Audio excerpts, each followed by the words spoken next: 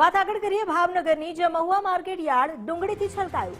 ડુંગળીના વાવેતરમાં અમદાવાદમાં સિવિલમાં કિડની હોસ્પિટલનો વિવાદ વકર્યો છે. કિડની હોસ્પિટલ IKDRC કિડની હોસ્પિટલમાં ભરતીને લઈને વિવાદ વકર્યો. જે ભરતીની જાહેરાત કરવામાં આવી હતી તેને બદલે સંખ્યા ઓછી કરી દેવામાં આવી, જેને લઈને જ અત્યારે ઉમેદવારો હોસ્પિટલ પહોંચ્યા છે વિરોધ કરવા. મોડી રાત્રે પણ ઉમેદવારોએ હોસ્પિટલની બહાર ધરણા કર્યા હતા. કિડની હોસ્પિટલમાં ભરતીની જગ્યા જે 650 હતી તેને બદલે 430 કરી દેવામાં આવી. ભરતી સમયે જાહેર કરેલા આંકડો જે ઓછો કરવામાં આવ્યો છે. 2023માં જાહેર ભરતીમાં હજુ સુધી નિમણૂક નથી થઈ, જેને લઈને જ ઉમેદવારો ફરી એકવાર વિરોધ પ્રદર્શન કરવા પહોંચ્યા. 1156 પોસ્ટ માટે કાયમી ભરતીની જાહેરાત કરવામાં આવી હતી. 6 મહિના પહેલા ડોક્યુમેન્ટ વેરિફિકેશનની પ્રક્રિયા પણ થઈ ચૂકી છે, તેમ છતાં હજુ સુધી નિમણૂક નથી કરવામાં આવી. અમારી સાથે જોડાયા છે સંવાદદાતા માનસી. જે ઉમેદવારો છે તેઓ અત્યારે વિરોધ પ્રદર્શન પર ઉતરી આવ્યા છે, શું રજૂઆત છે તેમની? આ મામલાની વાત કરવામાં આવે તો આ સમગ્ર મામલો અત્યારનો નથી, પરંતુ છેલ્લા 1.5 વર્ષથી આ જ પ્રકારે જે વિદ્યાર્થીઓ છે કે જેમને પરીક્ષા પાસ કરી છે તેઓ આ જ રીતે લડત લડી રહ્યા છે, પરંતુ તંત્ર દ્વારા કોઈ જ પ્રકારનો જવાબ આપવામાં આવ્યો નથી. અગાઉ પણ તે લોકો આવી જ રીતે આ જ પ્રકારે કેમ્પસમાં ધરણા પર બેઠા હતા, પરંતુ તેમને ચોક્કસ રીતે બાંયધરી આપવામાં આવી હતી કે તેમની જે સમસ્યા છે તેનું નિરાકરણ આવશે. સિવિલ હોસ્પિટલના IKD વિભાગના જે ડાયરેક્ટર છે ડોક્ટર પ્રાંજલ મોદી, તેમની સાથે આ તમામ જે વિદ્યાર્થીઓ છે જેઓ હડતાલ ઉપર બેઠા છે તેમની સાથે રજૂઆત કરી હતી અને તેમને બાંયધરી આપી હતી. ત્યારબાદ આ જે હડતાલ છે તે સમેટવામાં આવી હતી, પરંતુ હજી સુધી કોઈ જ પ્રકારે કાર્યવાહી કરવામાં આવી નથી. આપણી સાથે કેટલાક વિદ્યાર્થીઓ છે જેઓ હડતાલ પર બેઠા છે, તેમની સાથે વાત કરીશું. આપનું નામ? મારું નામ નિધિ છે. નિધિબેન, કેટલા સમયથી બેઠા છો અને કેટલા વિદ્યાર્થીઓ છે? અમારા વિદ્યાર્થી તો 201 જણા છે અને બીજા પણ અત્યારે જોડાઈ રહ્યા છે. અમે 24 કલાક થયા છે જેથી અમે ધરણા પર બેસ્યા છે. અમે અંદર સૂત્રોચ્ચાર કરતા હતા. ગાંધી ચિંધ્યા માર્ગે અમે આંદોલન પર બેસ્યા છીએ. અમે અહીંની કોઈ પણ માલ મિલકતને નુકસાન પહોંચાડ્યા વગર અહીંયા અમે સૂત્રોચ્ચાર કરીએ છીએ. પણ હવે અમને સાહેબશ્રીને અમે અંદર નડી રહ્યા છીએ, અમને રસ્તા ઉપર લાવી દે. 24 કલાક થયા અમે અહીં કોઈ નુકસાન નથી પહોંચાડતા, અમને બહાર કાઢી દે છે. કોઈએ પૂછ્યું નથી અહીંયાથી કોઈએ કે દીકરીઓએ ખાધું છે, પીધું છે.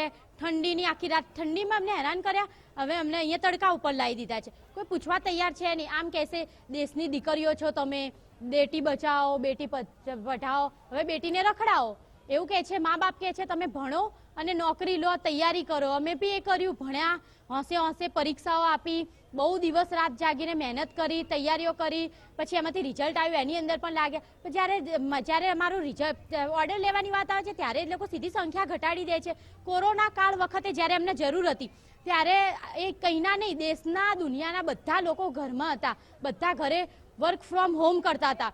જ્યારે અમે લોકો ત્યારે રસ્તા પર કોઈ રોકવા કેમ કે હા તમે નર્સ છો જાઓ. આજે અમને રોકવા તમે જોઈ રહ્યા છો કેટલી સિક્યોરિટી છે. અમે તો હેલ્થ વર્કર છીએ, કોઈ અહીંયા કોઈ ગુંડાને નથી, આતંકવાદી નથી તે અમારી સાથે આ બધું વર્તન કરવામાં આવે. બેન, પહેલા પણ આ રીતે 2 મહિના પહેલા બેઠા હતા ત્યારે બાંયધરી આપી હતી. હા, અમે 2 મહિના પહેલા બેસ્યા હતા ત્યારે બી અમે કીધું, ત્યારે અમને સમજાવવામાં આવ્યા કે જલ્દીથી 15 દિવસમાં પૂરું થશે. એ પછી તો અમે ઘણી વાર આવી ગયા તો 15 દિવસ કરતા કરતા એમના 3 મહિના થઈ ગયા છે, પણ હજુ સુધી કંઈ છે નહીં. અને આજે જ્યારે અમે તો એ વિચાર્યું કે હા ચલો હવે સાહેબશ્રીએ કંઈ અમારું ધ્યાન પણ લીધું આંદોલનનું ને, પણ સાહેબશ્રીએ તો 650માંથી 430 સીટો કરી દીધી છે. અમારું મીડિયાના માધ્યમથી એક કહેવું છે, જે બી MP છે, MLA છે, અમારી વાત મીડિયાના માધ્યમથી તમારા સુધી પહોંચે છે. અમે તમને મત આપ્યા છે, અમને અમારો હક અપાવો, અમારા ન્યાય માટે તમે આવો. તમે અમારા મત વિસ્તારના છો તો અમને હક આપવા માટે અમારી સાથે અમને થોડો સહકાર આપો. બિલકુલ. એટલે કે આ તમામ જે વિદ્યાર્થીઓ છે 2 મહિના પહેલા પણ આ જ પ્રકારે બેઠા હતા. છેલ્લા 1.5 વર્ષથી આ જ પ્રકારે આ લોકોની લડત ચાલી રહી છે.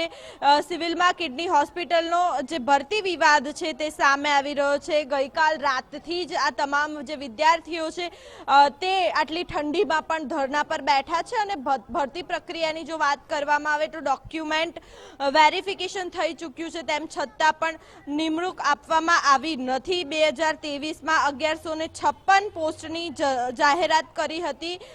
નર્સિંગ કેડરની ભરતી માટે સંખ્યા પણ જે છે તે ઘટાડી દીધી છે. આપણી સાથે અન્ય વિદ્યાર્થી પણ છે, તેમની સાથે પણ વાત કરીશું. આપનું નામ? મારું નામ મકવાણા ભાવિકા છે. ભાવિકા, કેટલા સમયથી આ લડત ચાલી રહી છે? શેની ભરતી હતી?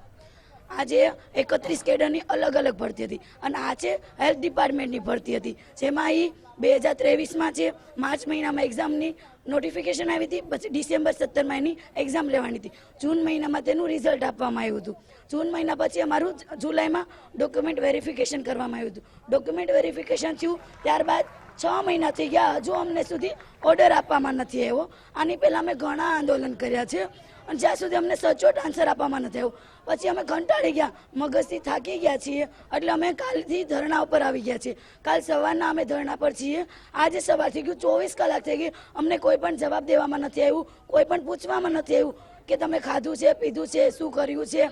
અને ફૂલ ક્રાઇસિસ હોવા છતાં એ અમને ગવર્મેન્ટ હોવા છતાં ગવર્મેન્ટવાળાને પર્સનલી ફોન કરીને કોન્ટ્રાક્ટ પર બોલાવવામાં આવે છે. બિલકુલ એટલે કે આજે તમામ વિદ્યાર્થીઓ છે તેમની વેદના સામે આવી રહી છે. ઠંડીમાં જે રીતે 24 કલાકથી તેઓ ધરણા પર બેઠા છે, આ વિદ્યાર્થીઓ સાથે તેમના પેરેન્ટ્સ પણ બેઠા છે, તેમની સાથે પણ વાત કરીશું.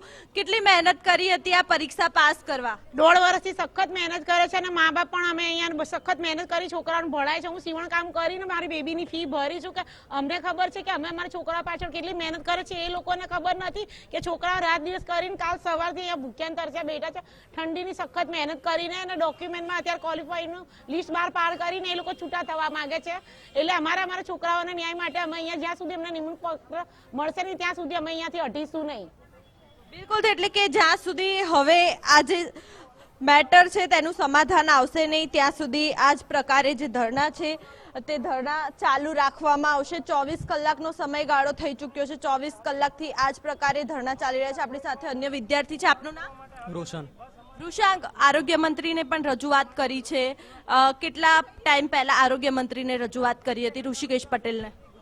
જ્યારે અમારું ડોક્યુમેન્ટ વેરિફિકેશન થયું એના પછી નિમણૂક આપવાની આવી એ વખતે અહીંયાથી અમને ગોળ ગોળ જવાબ આપતા હતા, તો અમે લોકો સીએમને અરજી કરી કે આ રીતે એ લોકો અમને ગોળ ગોળ જવાબ આપે છે. એટલે એ લોકો IKDRC વાળા એમ કહે છે કે આ અમારી જે ઓટોનોમસ બોડી છે અને જે ઋષિકેશ પટેલને બધા છે એ બી આમના પર જ ઢોળી દે અને જે IKDRC છે એ સરકાર પર ઢોળે, એટલે બંને એકબીજા પર પેલું કરતા હતા અને ગોળ ગોળ ફેરવતા હતા વિદ્યાર્થીઓને, બરાબર. તો એના કારણે અમને અમારો જવાબ પૂરતો મળતો નહોતો, તો અમે એકવાર પહેલાં બી અમે આ રીતે આંદોલન કરેલું છે, ગાંધીનગર બી ગયા હતા અમે આના માટે. એના પછી અમને પ્રોપર જવાબ ના મળ્યો એટલે પછી અમે બિલકુલથી એટલે કે જે ધરણા છે તે કરવામાં આવી રહ્યા છે. હવે દ્રશ્યોમાં જોઈ શકાય છે હાલ કે તમામ જે વિદ્યાર્થીઓ છે તેમને અંદર બોલાવવામાં આવી રહ્યા છે. આજે સમગ્ર મામલે જે વિવાદ ચાલી રહ્યો છે ત્યારે આઈકેડીના જે ડાયરેક્ટર છે ડૉક્ટર પ્રાંજલ મોદી, તેમની સાથે વાત કરવાનો તમામ જે વિદ્યાર્થીઓ છે તે પ્રયત્ન કરી રહ્યા છે. 108 આવી રહી છે પરંતુ વિદ્યાર્થીઓ અંદર જવા. જી આભાર આપનો.